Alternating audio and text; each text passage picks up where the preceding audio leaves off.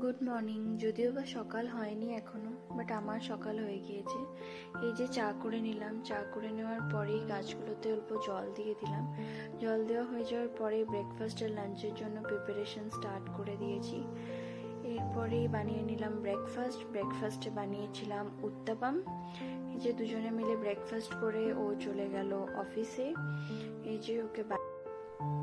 যে ও চলে গেল অফিসে। এরপরে আমি একটুখানি ফ্রি টাইম ছিল, তাই ফ্রি টাইমে আমি একটুখানি বুকসগুলো নিয়ে বসেছিলাম। তারপরেই করে নিলাম লাঞ্চ করতে করতে একটুখানি মুভিও এনজয় করে নিলাম। মুভিও দেখতে দেখতে লাঞ্চটাও আমার কমপ্লিট হয়ে গেল। এরপর সন্ধ্যাবেলায় সন্দীপ আমার জন্য এনেছিল এই ওভেনটা, কারণ কি আমার রান্না করতে খুবই অসুবিধা হচ্ছিল, তাই জন্য এই ওভেনটা বুক করে দিয়েছিল, তাই পুজো করে নিচ্ছিলাম। আর তারপরে সন্ধ্যাবেলায় চলে গেলাম দুজনে মিলে